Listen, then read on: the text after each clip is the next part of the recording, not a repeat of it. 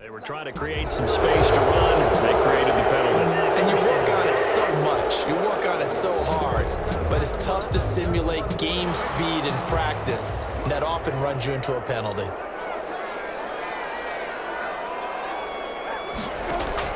Brissett to throw on first.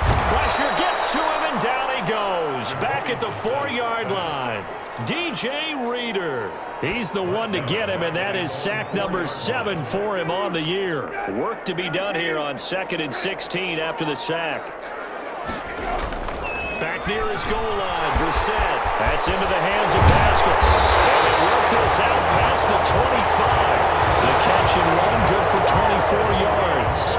This possession means so much for them. They've got to focus on this drive and find a way to make this a one-possession game. Yes. Got to get a score. Yeah, so good with a field goal. Don't necessarily need a touchdown. Now he dumps this off over the middle. He'll be hit down at the 33, 5 yards on the play. 2nd and 5 after the 5-yard completion on first down.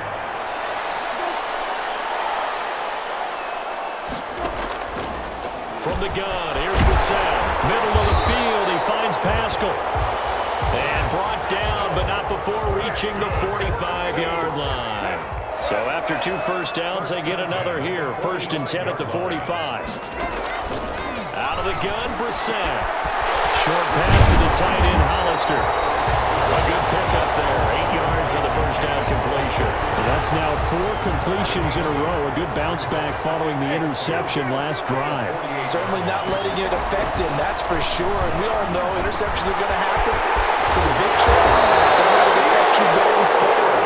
Most of the good quarterbacks, they just tell the ball boy, get that one out of the rotation, give me a fresh ball, and let's go. He's got his offense moving again. I know I spend a lot of time talking about how tight ends in a lot of cases now are pumped up wide receivers, but they're still big people. He used that frame right there to absorb a really big hit on him and held on to the ball. Here's a first down throw that's complete.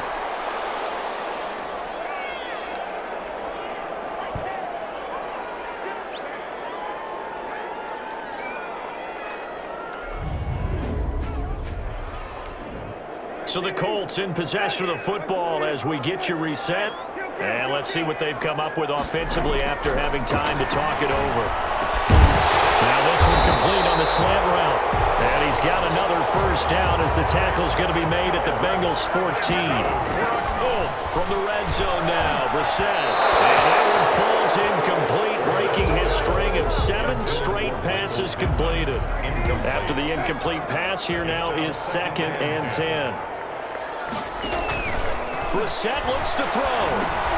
They'll run the screen with Mack. And he'll get it here to the 10-yard line.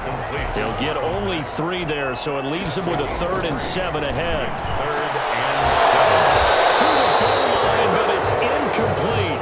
He went with the dime look that time on defense, just flooded the field with defensive backs, blanketed everyone, took away all the passing angles, thus the incompletion. A field goal, a 27-yard attempt. The kick by Fairbairn is good. And that'll move them back within 6 now. The score, Bengals 34. So you knew one way or another that they needed the 2 scores. They get the easy one out of the way. Now they'll get the ball back, hopefully. Yeah, and the question is, how do you accomplish that? Do you onside kick it?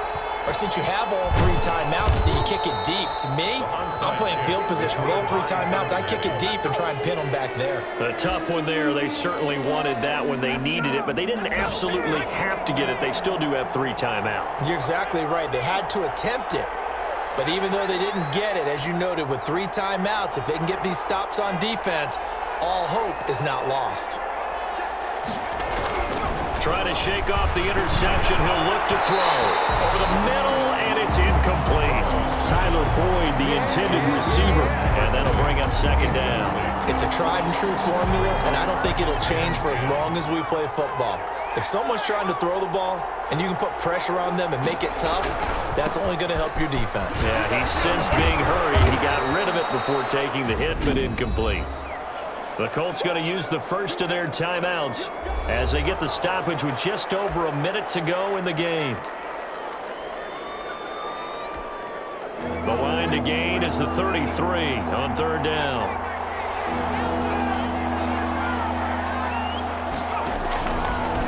go with Burrow. Able to find Isabella. Now the Colts going to burn the second of their timeouts as they get it with under a minute to go now in the football game.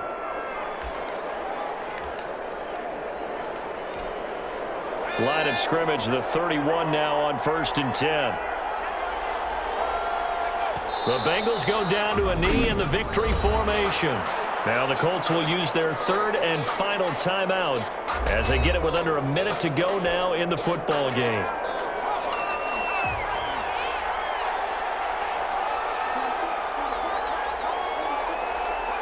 The Bengals go down to a knee in the victory formation.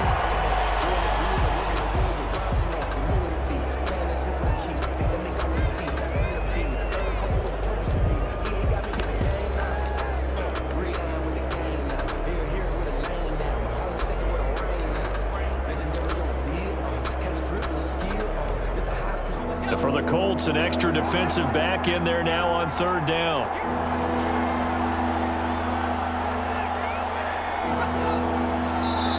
Now the Bengals going to use the first of their timeouts. That'll leave them with 2 remaining. We'll be back after this.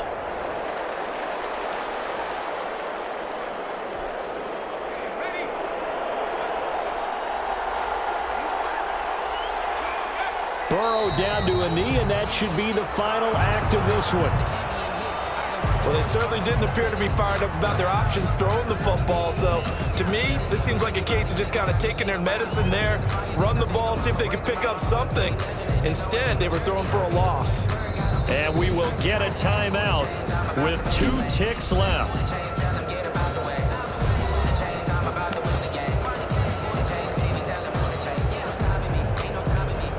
So on 4th down, out trots the kicker in a big spot here. This to make it a 2-score game. And the kick is good. So you wonder how this one might be remembered the next time these 2 teams meet. But until then, this game's over. Well, a little drama there at the end, but really this thing was already decided. The late points get scored, and then it ends on the kickoff. And I'm right there with you, partner. At the end of the game, they knew what they had to do. Just make sure you don't cough up the football at the end. Just take care of it, and victory was theirs, and that's exactly what they did. So for Cincinnati, they get win number 10 on the year as they move to 10-1. And they'll get another road date next week as their opponents will be the Pittsburgh Steelers. Meanwhile, for the Colts, it's starting to look like it won't be their year as they drop to 5-6. And they'll be at home next week for a date with the Houston Texans. That'll do it for us. I'm Brandon Gaudin alongside Charles Davis. Thanks to our entire crew as well. We'll talk to you next time. So long, everybody.